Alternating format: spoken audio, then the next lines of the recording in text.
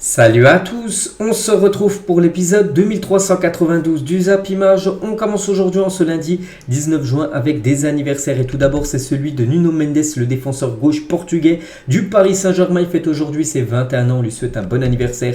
Il y a également par exemple Lorenzo Pellegrini, le joueur de l'AS Roma, il fête aujourd'hui ses 27 ans. On va parler maintenant de la Ligue des Nations. Hier soir c'était la finale entre la Croatie et l'équipe espagnole. Donc score final 0-0, ça allait en prolongation, toujours 0-0 et du coup ça s'est joué au tir au but et c'est l'Espagne qui a été meilleure que les Croates lors de cette séance de tir au but et du coup l'Espagne remporte cette Ligue des Nations. Donc les stats de la partie, donc l'Espagne a beaucoup tiré, plus de 21 tirs comme pour l'Espagne, c'est énorme. Mais surtout regardez le nombre de tirs cadrés, seulement une frappe cadrée, c'était Ansu Fati, c'était juste avant la fin du match à peu près où c'est Perisic qui a enlevé le ballon sur la ligne, c'est seulement la seule frappe cadrée, sinon que des frappes hors cadre, c'est incroyable de faire plus de 20 tirs hors cadre on peut dire pour l'Espagne, alors que les Croates ils ont peut-être moins tiré, 12 tirs, mais voilà comme 5 tirs cadrés pour la Croatie, mais c'est bien l'Espagne les gars qui a été plus efficace surtout lors de la séance des tirs au but et du coup c'est l'Espagne qui remporte cette troisième édition de la Ligue des Nations. Félicitations à l'Espagne, donc la France l'avait remporté en 2021 et le Portugal avait remporté la première édition en 2019, donc voilà pour l'instant les trois nations ont remporté cette nouvelle compétition parce que les jeunes, elle a seulement 4 ans cette compétition de la Ligue des Nations. Donc 11 ans après, l'Espagne soulève à nouveau un trophée. Le dernier trophée remporté avant cette Ligue des Nations restait l'Euro 2012 remporté, ça, ils avaient remporté l'Euro 2012 et la Coupe du Monde 2010 et l'Euro 2008, c'était lors de la génération dorée on va dire de l'Espagne. Et ils avaient un sacré cru là depuis une dizaine d'années, ça y est, ils retrouvent un trophée, bon c'est moins prestigieux que l'Euro ou même la Coupe du Monde, mais ça reste un trophée dans le palmarès bien sûr de l'Espagne. Donc voilà quelques photos bien sûr des joueurs espagnols très contents après ce titre de vainqueur de la Ligue des Nations. Et en remportant la Ligue des Nations, donc l'Espagne devient la deuxième nation à avoir remporté la Coupe du Monde, l'Euro, les Jeux Olympiques ainsi que la Ligue des Nations. Les premiers à l'avoir fait, c'était l'équipe de France aussi qui avait déjà fait ce carré magique, Ligue des Nations, JO, Euro, Coupe du Monde, la France l'avait déjà fait et l'Espagne fait également ces 4 gros trophées remportés aussi par la sélection espagnole. Toujours sur ce match hier, on va parler de Dani Carvajal, le joueur du Real Madrid, a offert le titre à l'Espagne d'une Panenka pleine de sang-froid. Donc là, des Panenka, quand c'est marqué, c'est magnifique. On se souvient celle de Zidane en Coupe du Monde 2006, on se souvient celle de Benzema contre Manchester City la saison dernière. Et on se souviendra certainement celle de Carvajal en finale de Ligue des Nations contre cette équipe croate. On va parler aussi du héros, bien sûr, c'est Unai Simon, auteur de 2 arrêts décisifs dans la séance des tirs au but. Donc j'ai dit côté espagnol il y a eu un échec et côté croate 2 échecs et surtout 2 arrêts de Unai Simon, le gardien espagnol. C'est grâce à ces arrêts tout simplement que l'Espagne s'est imposée lors de cette finale et du coup avec son gros match parce que il a eu comme 5 tirs cadrés arrêtés dans le match, je vous avais dit, de la Croatie, et avec ces 2 arrêts on va dire lors de la séance des tirs au but, il a obtenu la note de 8 sur 10 aujourd'hui dans le journal de l'équipe, ce qui équivaut à un bon match de sa part, même un très bon match de sa part. On va parler de Robin Lenormand. Il n'aura donc suffi que de 2 sélections et de 168 minutes de jeu à Robin Lenormand pour remporter un trophée avec l'Espagne. N'oubliez pas que ce joueur aurait pu jouer avec l'équipe de France. Il a préféré rejoindre la sélection espagnole, peut-être par défaut, parce que Deschamps ne l'avait jamais appelé. Et du coup, seulement 2 matchs pour lui et déjà un titre pour lui, ce titre de la Ligue des Nations. On va parler du jeune Gavi à 18 ans. Gavi devient le plus jeune joueur de l'histoire à remporter un trophée avec la sélection espagnole. C'est vrai qu'il a seulement 18 ans, il est toujours très jeune, ce jeune Gavi. Et son premier trophée du côté de la sélection espagnole. Et en gros, il devient le plus jeune joueur à remporter un trophée du côté de l'Espagne. Lui, il en a remporté des trophées du côté de l'Espagne, enfin son deuxième, parce qu'il était là lors de l'Euro 2012. Il a été là hier lors de cette Nation League. En plus, c'était le capitaine, c'est Jordi Alba. Donc voilà, 2 trophées bien sûr avec l'Espagne pour Jordi Alba. Il y a un joueur qui fait encore mieux, c'est lui les gars, c'est Jesus Navas, 37 ans. Est devenu donc hier soir le premier joueur de l'histoire à avoir remporté la Coupe du Monde, l'Euro et la Ligue des Nations, parce que lui il était là lors de la Coupe du Monde. Alba n'était pas là pour la Coupe du Monde 2010, il n'était pas dans le groupe espagnol, il était bien là en 2012 pour l'Euro, mais lui il était là les gars. Jesus Navas il était là aussi hier, donc il a remporté Coupe du Monde, Euro, Ligue des Nations. Jamais un joueur dans l'histoire du football a remporté ces 3 compétitions, donc félicitations bien sûr à ce joueur Jesus Navas qui a actuellement 37 ans. On va parler de l'homme du match et c'est Rodri. Quelle saison il est en train de nous faire, Rodri. Donc Rodri a été élu Man of the match, encore une grosse performance de ce joueur qui a été élu aussi homme du match de la finale de la Ligue des Champions. C'était une dizaine de jours. Donc la saison de Rodri est totalement incroyable. Donc la Ligue des Champions, la Première Ligue, la FA Cup, la Nation League. Meilleur joueur de la Ligue des Champions, meilleur joueur de la Nation League. Donc là, il nous fait une saison XXL. Quand on pense à un palmarès comme ça, on pense bien sûr qu'il peut très bien performer au Ballon d'Or. C'est vrai qu'avec des titres comme ça, en plus, il a été élu souvent meilleur joueur des grandes compétitions. Donc voilà, Rodri peut partir en vacances serein. Et voilà ce joueur.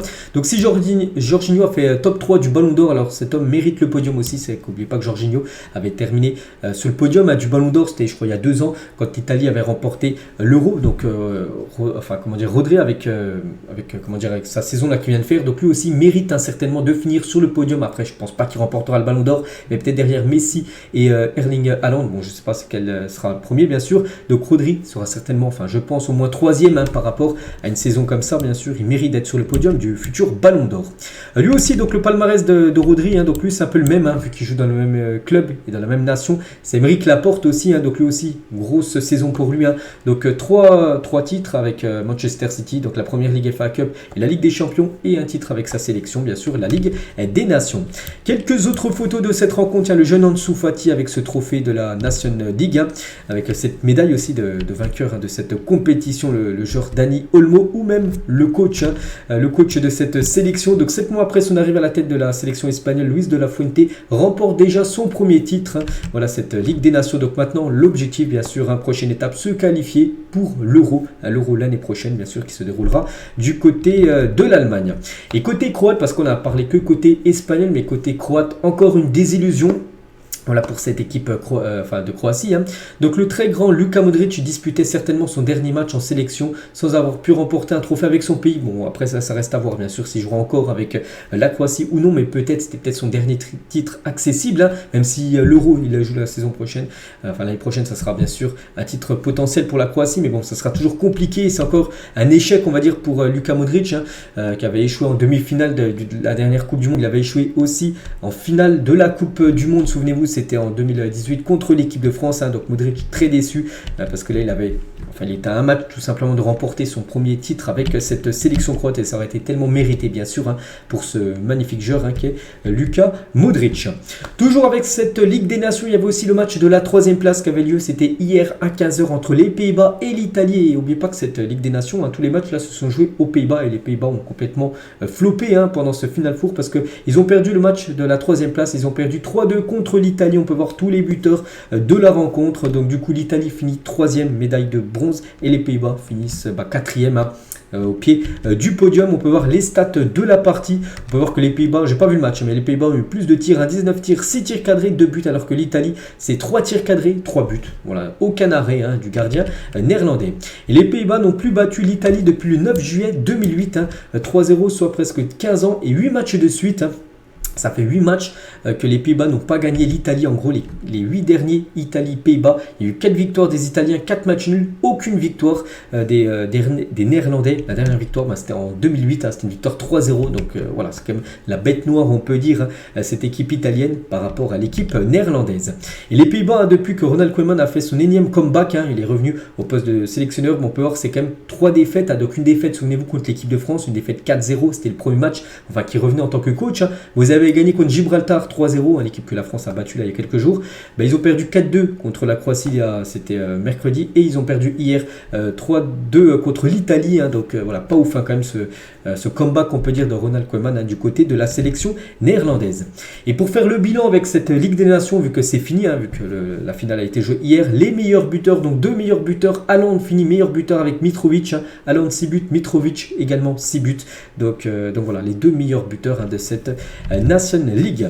On va parler aussi de la Ligue des Nations concernant le continent nord-américain. C'était entre les États-Unis et le Canada, et les États-Unis ont remporté la CONCACAF Nation League cette nuit. Donc en gros c'est le même format qu'en Europe, mais c'était du côté du continent nord-américain. Donc victoire 2-0 des États-Unis face au Canada. Les Américains remportent le trophée pour la 2e fois d'affilée. Ils avaient déjà remporté ce trophée il y a 2 ans, et ils remportent de nouveau ce trophée, les Américains. Donc bon augure à 3 ans de la Coupe du Monde qui va organiser avec le Canada ainsi que le Mexique. On peut voir les stats du match.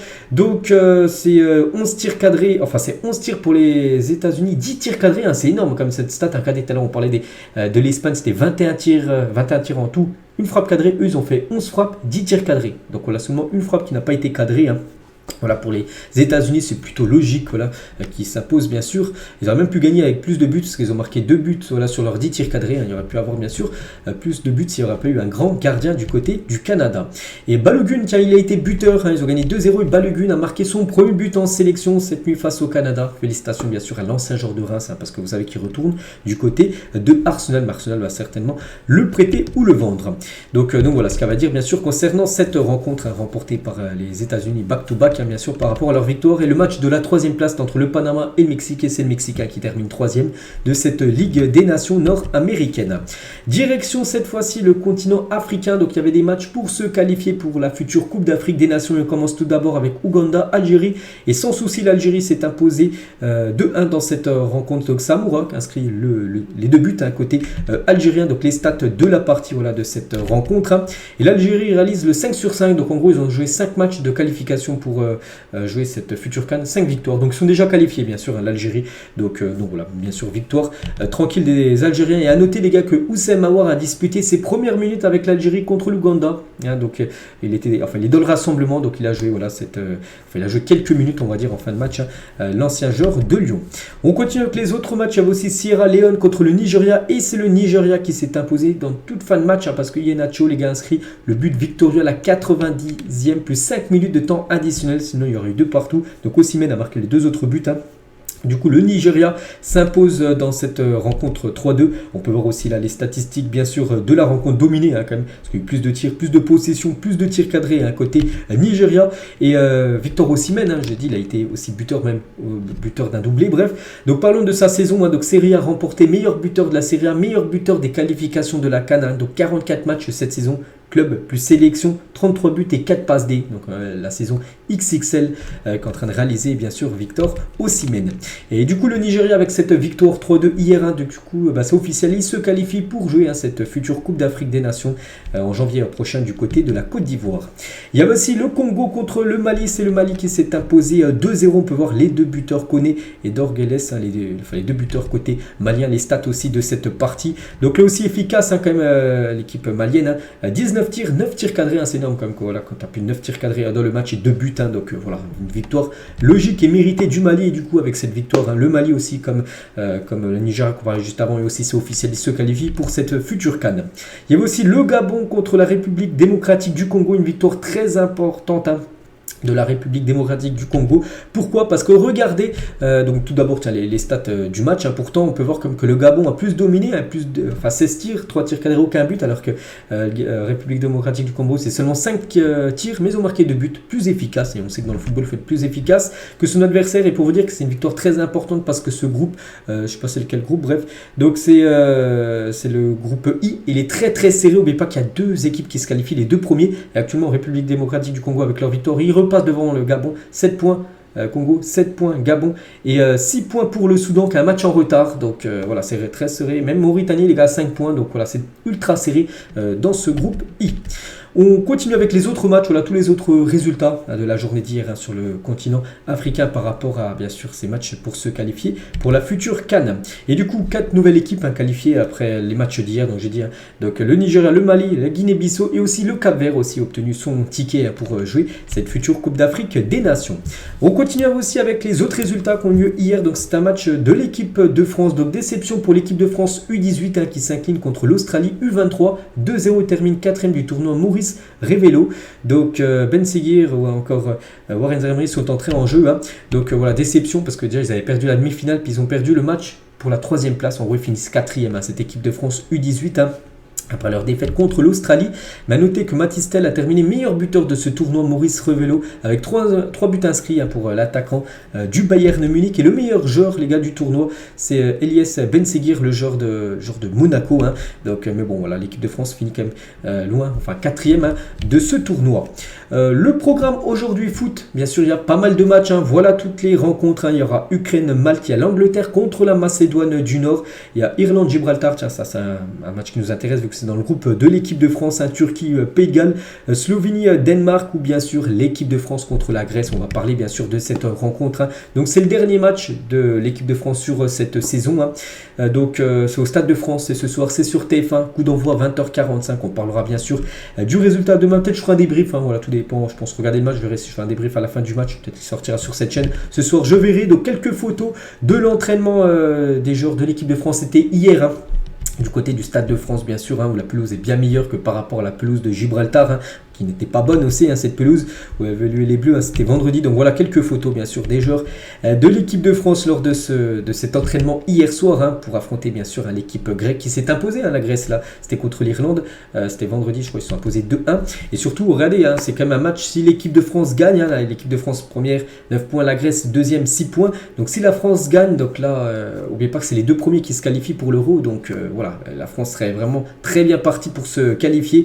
Donc ça mettrait à 6 points l'équipe grecque qui serait deuxième. Les Pays-Bas, ils auraient 2 matchs en retard par rapport à l'équipe de France, vu que les Pays-Bas ont joué la Ligue des Nations, donc ils n'ont pas pu jouer les matchs de l'Euro, on peut dire, pour se qualifier pour l'Euro. Donc voilà, bien sûr, c'est une victoire pour les Bleus ce soir. Ça tirait très bon. N'oubliez pas que la Grèce, c'est 2 matchs de victoire aussi, donc c'est pour ça qu'il faudrait essayer de les battre, on va dire, ce soir.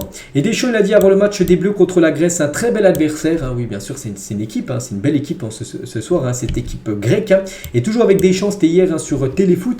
Donc il a dit le retour de Mike Maignan est prévu dans les buts. N'oubliez pas que c'est Brice Samba qui avait gaulé le match contre Gibraltar. Tous les joueurs devraient être disponibles pour ce soir. J'ai l'embarras du choix. Donc tout le monde est dispo. Il n'y a pas de blessure, on peut dire. Donc voilà, en gros, il mettra la meilleure équipe possible. Surtout qu'après, voilà, pour les joueurs de l'équipe de France, c'est vacances. Pour Mbappé, pour Giroud, pour Griezmann, c'est leur dernier match de la saison. Après, ils partiront tous en vacances. Donc c'est pour ça qu'il mettra la meilleure équipe. Pas besoin de faire souffler, on va dire, des joueurs. Et Deschamps sur Kylian Mbappé, c'est un capitaine qui assume son rôle. Il a la reconnaissance de tous. Il ne surjoue pas. Il ne prend pas la parole pour la prendre. Quand il y a des demandes de joueurs, il me les fait remonter. Ça se fait naturellement car il est légitime. Voilà ce que peut dire Deschamps par rapport au rôle de capitaine de Kylian Mbappé. On va parler aussi d'Antoine Griezmann, parce que Griezmann était en conférence de presse hier avant ce match contre la Grèce ce soir.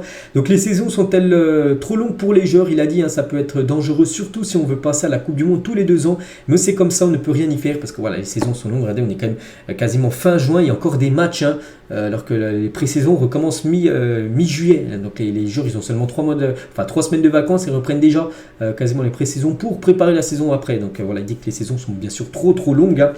Toujours avec Griezmann sur la suite de son aventure chez les Bleus, il a dit il faudra me sortir de la sélection. J'aime trop l'équipe de France.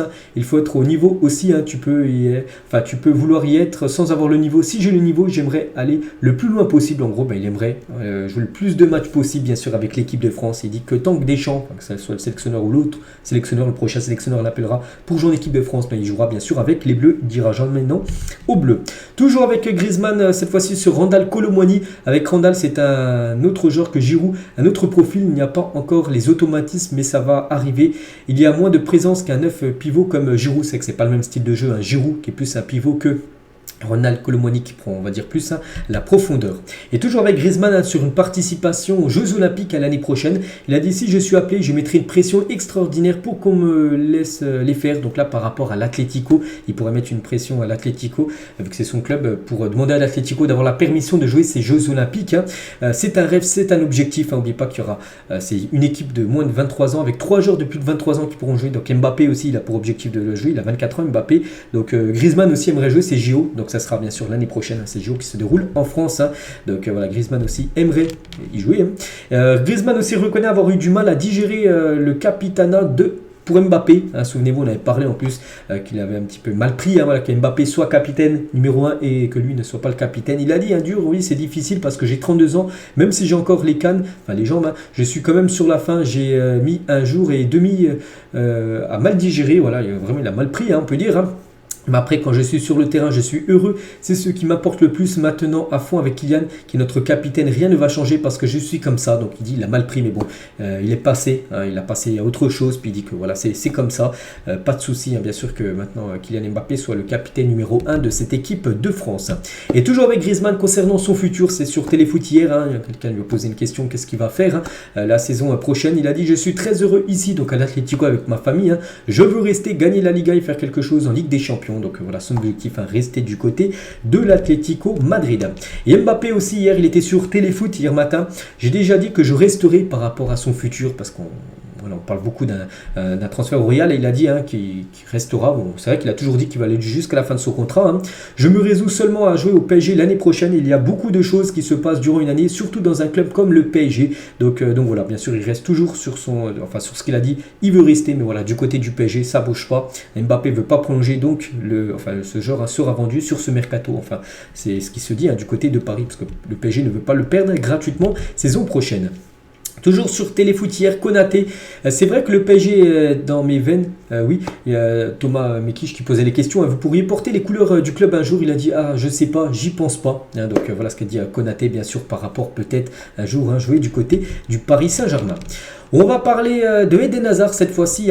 Donc Hazard par rapport à son avenir, n'oubliez pas qu'Hazard est actuellement sans club. Il a pris sa retraite aussi avec la sélection belge, donc il n'aura plus avec la Belgique. Mais pour l'instant, qu'est-ce qu'il va faire? Est-ce qu'il va reprendre un club ou prendre sa retraite avec un club? Enfin voilà, retraite tout court, on peut dire. Mon avenir, honnêtement, je ne sais pas encore. Après 3 années compliquées, j'ai juste envie de passer du temps en famille, de partir en vacances comme tout le monde.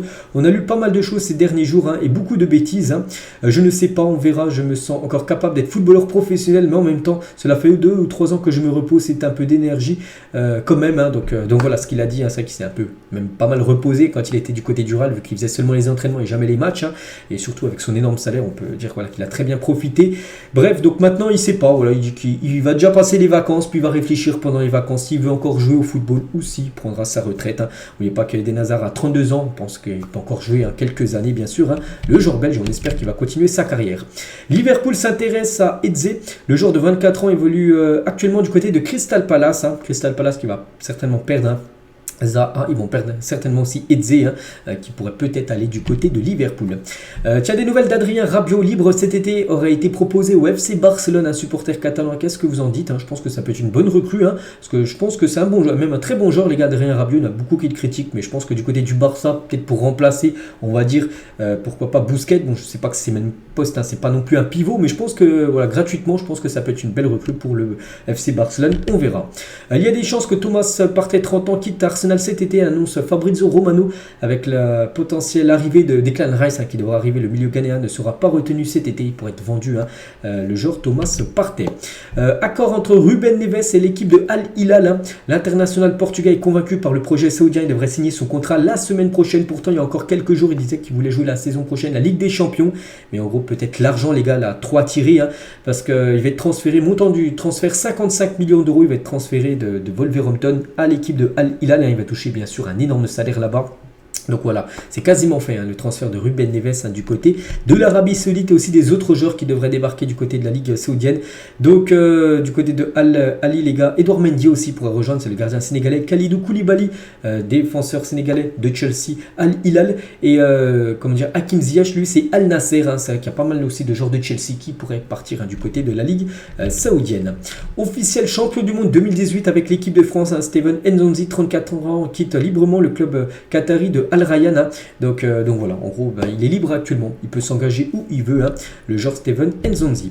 On va parler de la une aujourd'hui du journal L'équipe en ce 19 juin. Et regardez, c'est marqué quoi? Paris s'attaque à Luis Enrique. Donc quelques jours après l'échec des discussions avec Nagelsmann, le PSG a sans doute trouvé son nouvel entraîneur. Bon, ça change tout le temps, mais là, c'est ce qui se dit actuellement et ça devrait être lui. Donc ça a été longtemps Nagelsmann, maintenant ça devrait être Luis Enrique, ancien sélectionneur de l'Espagne avec qui les négociations avancent bien.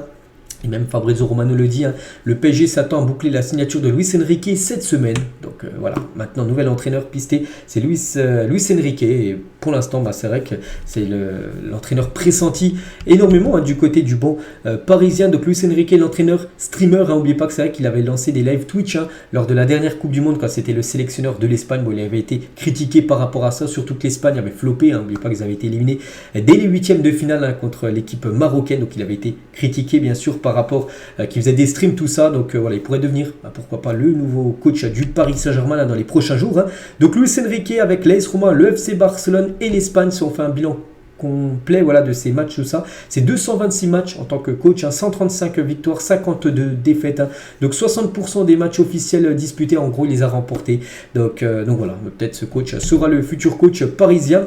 Et pressenti pour devenir le nouvel entraîneur du PSG, Luis Enrique a croisé la route du club du Paris Saint-Germain à 11 reprises depuis 93, que ce soit avec le Real Madrid ou le Barça. N'oubliez pas que la remontada historique, Barça PSG où il y a eu 6-1, c'était lui le coach du FC Barcelone, il pourrait devenir là l'entraîneur du Paris Saint-Germain. Mais si c'est un échec, parce que voilà, ça peut être un échec comme Nagelsmann, donc en cas d'échec dans les négociations avec Luis Enrique, le PSG a encore deux autres plans. Sergio Conceição, le coach de Porto, et Marcelo Gallardo, qui était pisté du côté de l'OM, c'est lui qui a refusé l'OM, et lui aussi c'est une option bien sûr, si Luis Enrique, de nouveau venait être un flop du côté du banc, on va dire, du Paris Saint-Germain. Et actuellement le coach a toujours sous contrat, parce que voilà, officiellement toujours le coach du PSG c'est Christophe Galtier, mais bon on sait qu'il va se faire licencier certainement là dans la semaine, et c'est l'équipe de Al-Shabaab qui veut Christophe Galtier sur son banc la saison prochaine. Des premiers contacts ont eu lieu, c'est du côté de la Ligue saoudienne, et voilà, bien sûr il pourrait toucher aussi un énorme salaire, Galtier du côté de l'Arabie Saoudite. Toujours avec les coachs, cette fois-ci le coach de l'OM, on parlait Gallardo vu qu'il a refusé, donc le plan B c'était Paulo Fonseca, le coach de Lille, mais Paulo Fonseca sera l'entraîneur du LOSC la saison prochaine. Donc si c'est l'entraîneur de Lille, ça ne sera pas l'entraîneur de l'OM, parce qu'Olivier Létang, le président de Lille, a dit à Paulo Fonseca sera l'entraîneur du LOSC l'année prochaine. Il a eu l'honnêteté de m'informer rapidement des intérêts de certains clubs pour lui. On pense à Marseille. J'aurais aimé que ces clubs en fassent d'eux-mêmes. Donc voilà, c'est vraiment Paulo Fonseca qui a dit à Olivier Létang qu'il allait rester, bien sûr, même si Marseille était sur son dos, enfin pour essayer de recruter. Donc voilà, Marseille, ce ne sera pas Paulo Fonseca ni Gallardo. Donc voilà, pour l'instant, c'est pas aussi qui sera le futur coach de cette équipe de l'OM. Toujours avec les coachs, Brendan Rodgers devrait être l'entraîneur du Celtic Glasgow la saison prochaine. L'entraîneur anglais devrait s'engager très rapidement avec le club écossais, parce que du côté du Celtic, l'ancien entraîneur a pris l'équipe de Tottenham, on avait parlé, et maintenant ils n'ont plus d'entraîneur au Celtic, ça devrait être lui les gars, Brendan Rodgers, qui devrait être le coach de cette équipe. On va parler de Lukaku, qui a marqué quand même lors de ses 14 derniers matchs de qualification pour la Belgique. Regardez tous les matchs pour se qualifier, que ce soit pour un Euro ou pour une Coupe du Monde, les matchs de qualif.